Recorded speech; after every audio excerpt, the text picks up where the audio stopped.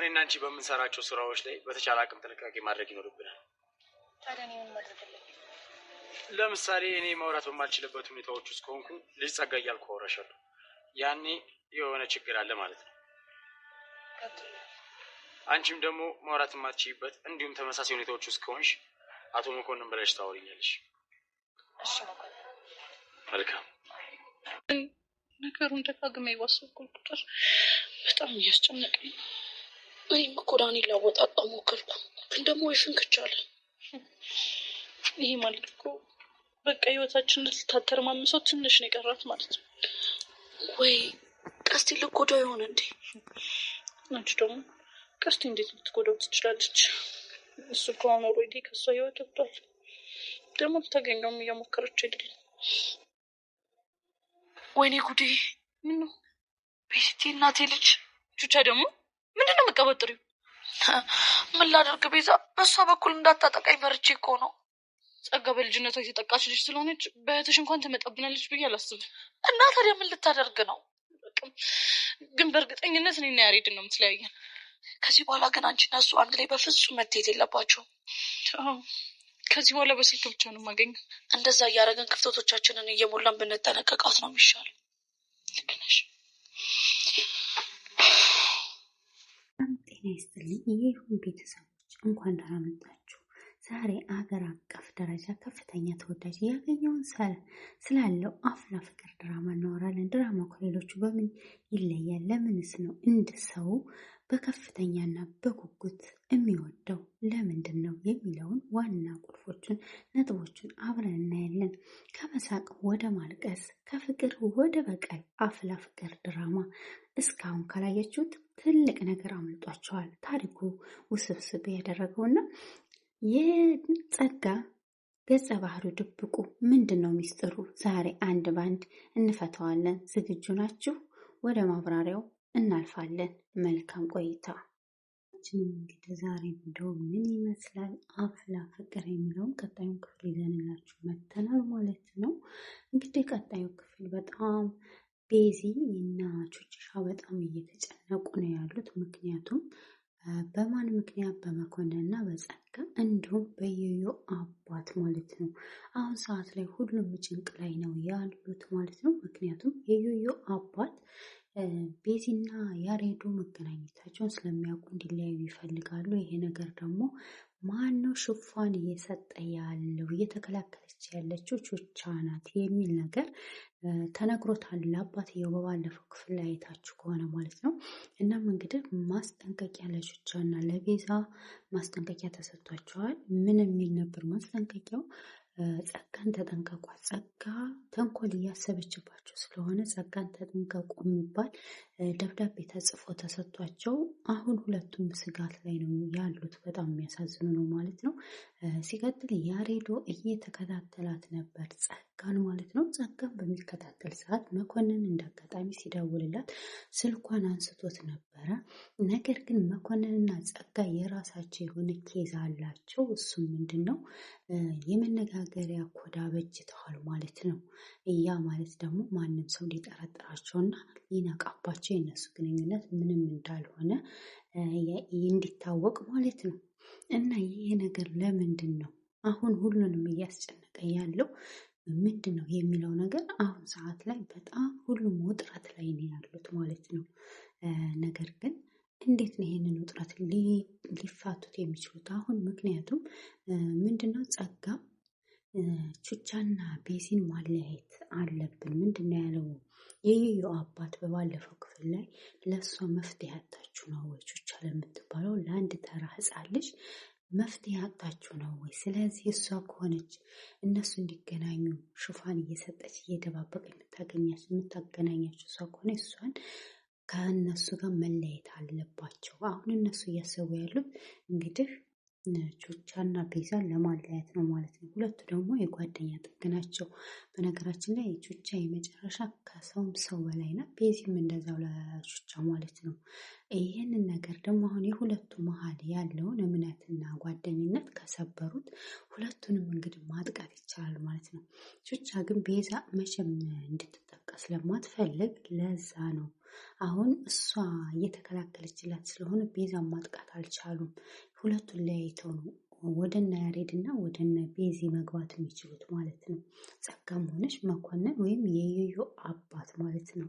እናም እንግዲህ ያ ስለሆነ ነው እንግዲህ አሁን ላይ ጸጋ ምንድን ነው በቃ ማንም ቢሆን ማንም ሊደርስብኝ አይችልም ነው ያለችው።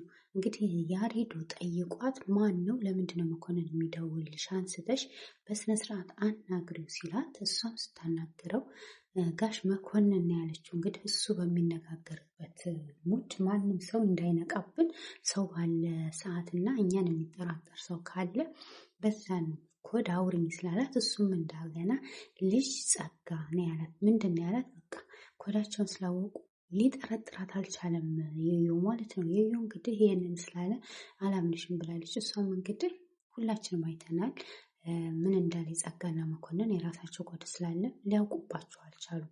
ያሬዶ ግን ላምንሽ አልችልም መቼም ቢሆን ብሏል። ጸጋም እንግዲህ እንደናንተ አይነት ህፃን መቼም ቢሆን እኔን አይደርስብኝ። ቆይ ግን በነገራችን ላይ ጸጋ በጣም ክፋቷ እየጨመረ ከበፊቱ በፊት እጥፍ እየጨመረ ነው የሄደችው ማለት ነው። የጸጋ ክፋት ትንሽ ቢቀንስ ባይኔ ማለት ነው። እናንተ ምን ትላላችሁ? ኮሜንት ላይ ያስቀምጡልኝ ማለት ነው። ስለዚህ ቤዛና ቹችሻም ደግሞ መለያየት የለባቸውም። እነሱ ሁለቱ ከተለያዩ በጣም ከባድ ነው ማለት ነው። ስለዚህ አሁን ምንድን ነው እያሉ ያሉት ቹቻና ቤዛ ቁጭ ብለው ብቻቸውን ምን እንደሆነ እኔ በጣም ጨንቆኛል ምን ልሁን እያለች ሁለቱም ተጨንቀው በጣም ያሳዝናሉ ማለት ነው። በዛሬው እይታ ላይ ያየ ነው እና ምንድን ነው ያለችው? ቤዛም የራሷን አስተያየት ትሰጣለች፣ ቹቻም የራሷን አስተያየት ትሰጣለች። ምንድን ነው ያለችው?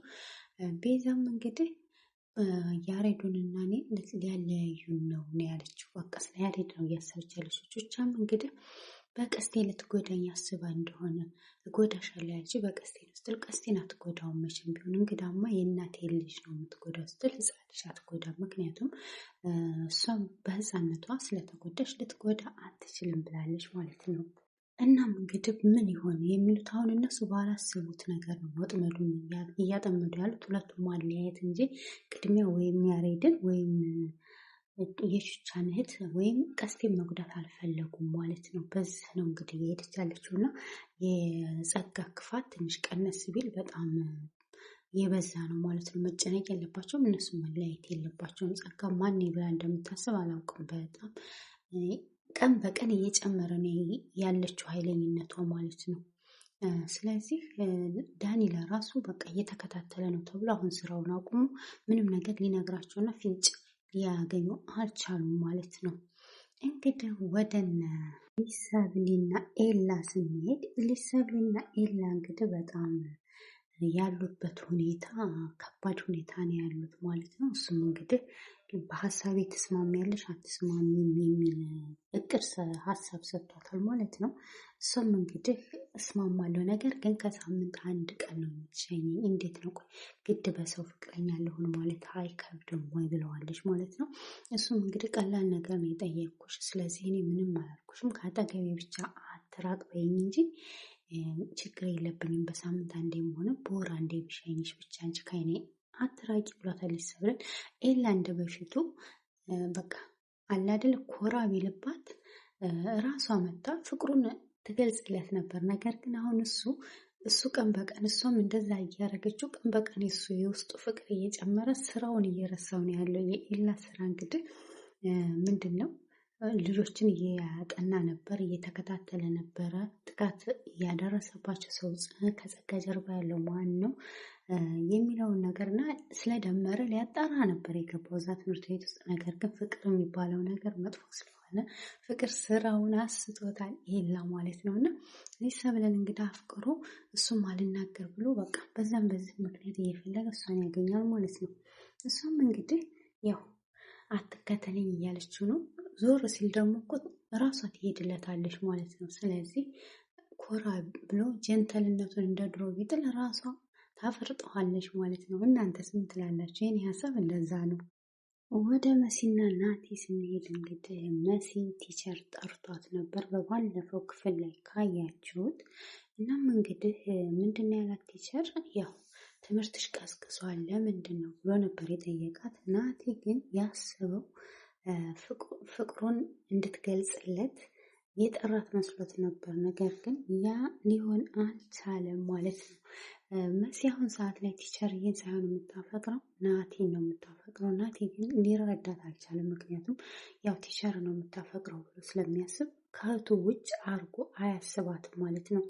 እና እንግዲህ እሱ ምንድን ነው ያላት? ምንድን አለች ቲቸርዬ ሲላት፣ አይ ምንም አላለኝ እባክህ ትምህርትሽ ቀዝቅዟል፣ ለምንድን ነው እንደዚህ ትምህርትሽ ደካማ የሆንሽው ብሎ ጠየቀኝ ብላ እንደው ምን አለ እኔ አንተን ማፍቀሬ ብትረዳኝ እያለች በሀሳቧ እያወራች እያለ ድንገት እጇ ጉንጩ ላይ ካረፈ በኋላ ምንድን ያለችው? እኔ አንተን አፈቅርሃለሁ ነፍሴ እስከምትወጣ ለምን አትረዳኝም ስትለው አላት ናቲ ማለት ነው። እና እሷም እንግዲህ አልኩት ቲቸርዬም ብላ ወደ አስቀየሰች ማለት ነው። እና በጣም የሚገርም ነገር መሲ አሁን ሰዓት ላይ በማታውቀው ፍቅር እየተሰቃየች ነው። ምክንያቱም ናቲ እሱ እህቱ እንጂ ፍቅረኛው ሊያደርጋት አይችልም ማለት ነው። የሚያውቀው ከምንም በላይ ከራሷ አስበልጣ ታፈቅረው ነበር ቲቸርን። አሁን ደግሞ እሱን ስለምታፈቅር እሱም እንግዲህ ወይኔ ታድሎ እንደዚህ አይነት የምታፈቅረው ሴት አለች ከራሷ በላይ ቲቸር እኮ መታደል ነው እያለ ናቲም ሲል ነበር ማለት ነው። እሷም እንግዲህ ወዴት ልትሄጂ ነው ሲላት፣ በልቤ የማፈቅረውን ሰው ይዤ ብቻዬን፣ በአካሌ ደግሞ ብቻዬን ነው የምጓዘው። ስለዚህ የሚያፈቅሩ ሰዎች የሚያደርጉትን ድርጊት ለማድረግ ነው ብለው ትታው ሄዳለች ማለት ነው። በጣም የሚገርም ነው። ወይ ተናግራ ይወጣላት በውስጧ እየተብሰለሰለች። ይህን ሚስጥር ደግሞ ያው በባለፈው ክፍል አይተናል።